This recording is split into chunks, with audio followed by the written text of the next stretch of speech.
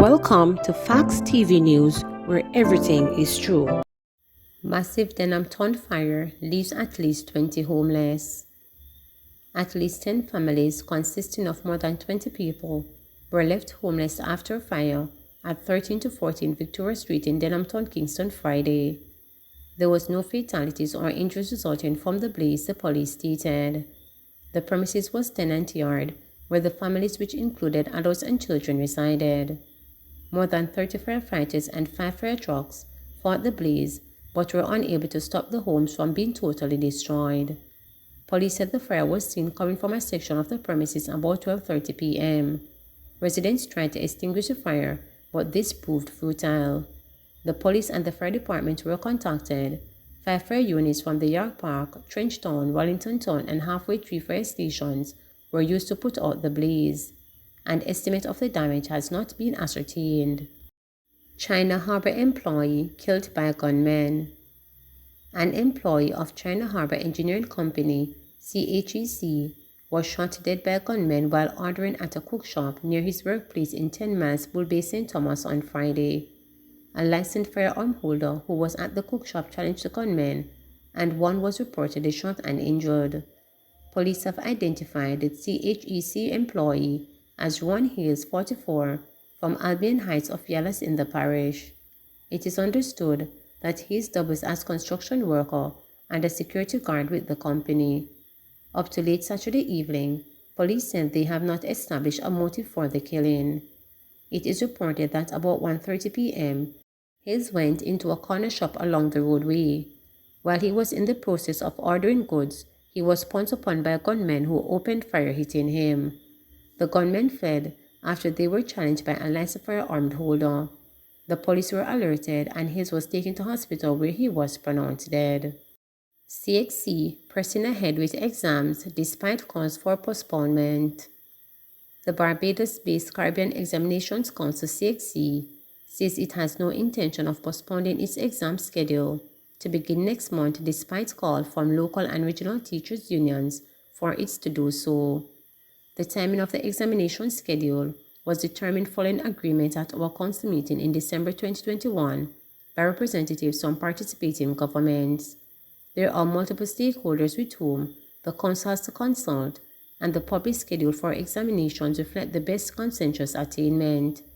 An adjustment to the schedule would destabilize the regional consensus, said CHEC's Public Relations and Marketing Officer, Tate. She said, as a result, the tests will go ahead as previously indicated in CHEC's timetables. Further, a delayed start to the examination would negatively impact the date for the release of results, affecting candidates' ability to meet the matriculation period for pursuing higher education at universities, as well as scholarship application opportunities. In addition, it will compromise the commencement of the next academic year and thus perpetuate the disruption impacted on the education system, she added. CHEC said that its Caribbean Advanced Proficiency Exam, SCAPE, scheduled for May 2nd to June 10, will proceed, while students will sit the Caribbean Secondary Education Certificate from May 2nd to June 3rd, the Caribbean Certificate of Secondary Level Competence from June 6 to 9, and the Caribbean Primary Exit Assessment May 12 and 13. The Council also revealed that the Caribbean Vocational Qualification Assessment will be conducted between May and July, but the specific dates will be determined by individual participating territories. Last month, President of the Barbados Secondary Teachers Union, Mary Redmond, called for the postponement of this year's sitting to allow students adequately to prepare themselves after nearly an entire year of online instructions due to the novel coronavirus pandemic. Earlier this week, Caribbean Union of Teachers called for a delay of the exam timetable by 3 weeks to allow sufficient time for teachers and students to complete the syllabi and satisfy the school-based assessment SBA component, reduce SBA requirements especially for subjects with a practical component, and advance of the topics to be covered in the examination. But Tad said it is CHEC policies that students may request consideration for cases of hardship within guidelines set up by the organization, noting that it has also addressed whether there would be any adjustments made to the process or structure. She further stated that the reduction in SBA requirement in 2021 was maintained this year and this year candidates will also be given an extension of about 6 weeks for the submission of SBAs. In addition to the reduction in the SBA requirements and deadline extension, the deferral strategy has been extended for use anytime prior to the administration of the subject. Candidates will be able to defer to January or June 2023 whenever the subject is administered, she said. Stand firm. Savanella Marmel, Bertel Moore has told squatters of Little Bay, Brickton and Salmon Point in Westmoreland that they should stand firm in the fight for the lands they have been living on for many decades. We will fight and fight again for the people of these communities, declared Moore during a meeting with residents of the Brickton Community Centre in Westmoreland on Thursday. According to Moore, who is also the counsel for the Negro Division of the Westmoreland Municipal Corporation, which covers sections of the communities where there is an ongoing land dispute, he will not sit idle and allow anyone to displace his constituents. As a representative of this era, I could not stand by and see these people come and want to move you as if you are nobody, he said in thunderous applause. The battle for the property has been raging for decades and saw one of the proprietors, John, being murdered in 2004 after trying to reclaim the lands. The tussle continued with John's widow, Catherine, and the United States citizen for control of sections of the 867-acre property, notwithstanding a 2011 court decision granting writs of possession and the eviction of at least 27 settlers. John has been unable to regain possession, which is reportedly earmarked for a US $5 billion investment. Speaking at the same meeting, opposition leader Mark Golding told residents that under the law, they have a right to the property that they now occupy. He said the People's National Party respects the laws of the country and the rights of property owners. Many of you are property owners in your own rights. You may not have a legal title yet, but you have been living on the property and you have invested in your property far beyond the 12 years prescribed by law, Golding noted. The opposition leader said these situations are not things that can be ignored by the government or cause the people to feel abandoned in their struggles. At the end of the day, the government cannot abandon you, he insisted. You can't leave it to one family where their rights, as they should see, overcome the rights of so many people. That can't be right. The government must intervene, said Golding, while urging the residents to stand together. He promised that he will continue to lobby with the government on their behalf to arrive at a decision that will benefit all concerned. I will continue to do what I can to try and bring about a solution to your situation. I will be working closely with your attorneys, with our candidates and our councillors, he assured. At the same time, he argued that this is not a situation that can be resolved by brute force. We have to resolve this by thinking of a good solution that everybody can live with. And that is really what I want the government to put its mind to, because ultimately, the government has to look out for the people, not because they are laborers or PNP, he argued. Earlier this month, Prime Minister Andrew Holness cautioned against disorderly possession of properties, pointing out that this method is not the proper channel to land ownership. He noted that the solution to the issue of the land settlement is not going to be violation of property rights. Disorderly settlement must never be concurrence because all it means is a disorderly settlement is that those who are politically connected, those who know people, and those who know bad man and can use force, they are the ones who are going to get the land, and the average person will only be able to look on and not be part of it, Holness cautioned then.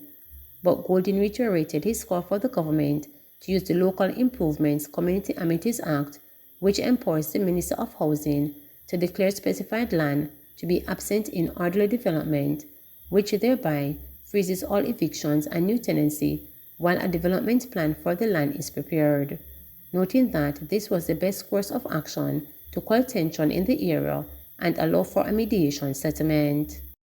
I feel stressed out. Nadine Barham, a single mother of a 12-year-old blind child who is also diagnosed with sickle cell disease, speech impediment, and autism, has been longing to go back to work and regain her independence ever since her son was born. Since Tyreek Wellington was born and diagnosed with multiple illnesses, she has had to give up her job in the hotel sector and relocate from St. Anne to Portmore, St. Catherine, to be closer to the hospitals better equipped to care for him. I've not been working from 2009, the former vacation nanny at FDR Resort and Spa in Runaway Bay told reporters on Thursday. To be a stay-at-home mom with him not working is very challenging, Barham admitted. One of the main reasons she has not been able to seek employment is because Tyreek stopped speaking around age 3 and she has not been able to pay for him to attend a special needs institution or to leave him in someone's care while she works. He used to talk and then after, he doesn't speak anymore after age 3-4. He used to ask for tea and called my sister's name and stuff. I don't know what's the cause, Barham stated. She had taken the young boy to several doctors in search of answers since he stopped speaking, but they have been unable to make a diagnosis. She expressed gratitude to her sisters who have worked and ensure that the roof over her head with her child is paid for. With me here not working, my sisters really play a great part with him because when I don't have it to help him, they are the ones who try and help. They are the ones who pay the bills and see to it that everything is put together for me and him, but basically, I really can't depend on them for the rest of my life because they have families also, Barham stated. She shares a painful story with numerous single mothers living with special needs children across the island silently suffer. The concerned mother said that she got the first inkling that something was wrong with Tyreek when he was a baby, but she could have never imagined that it would have been so severe. The first sign of the deteriorating eyes was like a couple months after he was born. He laid on the bed and I was playing with him and I've noticed him for ever since, she recalled. One night I saw light tears coming from his eye, but he wasn't crying. I saw the tears were yellow. I said no, I called my sister. She said I should take him to the doctor. Barham said that when she took the infant to Spanish Town Hospital where he was born, she asked the doctor if he had tested the child's eye after he was born. She said the doctor informed her that no such checks were done and if she wanted to get the boy's eyes tested, she would have to do it on her own. Life began going downhill from that point, she said. After taking Tyreek to a private practitioner in Papine St. Andrew, she was given a referral to the Bustamante Hospital for Children. There she was told that a surgery would have to be performed to fix the issue, but she was later told in a follow-up visit that such a procedure could not help her son, who was now blind. I feel stressed out. Sometimes when I take him to appointments, I don't know how I reach back home because I'm depressed. I'm crying each time I go and hear something different. I keep crying, Barham said. She said that worrying begins to creep in weeks before scheduled appointment. I start fretting like 3 weeks before that because I don't know where to get the money to call a taxi. Sometimes I don't have the money, she said, adding that friends sometimes assist her. Taking the blind, autistic youngster on public buses and taxis is also another huge challenge. It's very challenging because I'm not working. Some nights I don't even sleep. Sometimes I sit up and cry. I lay down and sit down and cry regarding his situation, admitted Barham, who has harbored thoughts of becoming a nurse. I think I'd want to be a nurse because of him. The situation got me thinking of being a nurse, and my friend always tells me, yes, Nadine, you can do it. You can go and do it. For now, Barham is pleading for financial assistance to cover the expenses for a second medical opinion for her son, whether locally or those overseas. Cherian Small, manager for the Caribbean Institute of Health Research, CIHR, at the University of the West Indies, Mona, who brought the family's plight to reporters' attention, said it's a patient such as Tyreek, who they want to help through the Jeremiah Global Initiative, but the parents need some financial assistance to match with what can be sponsored.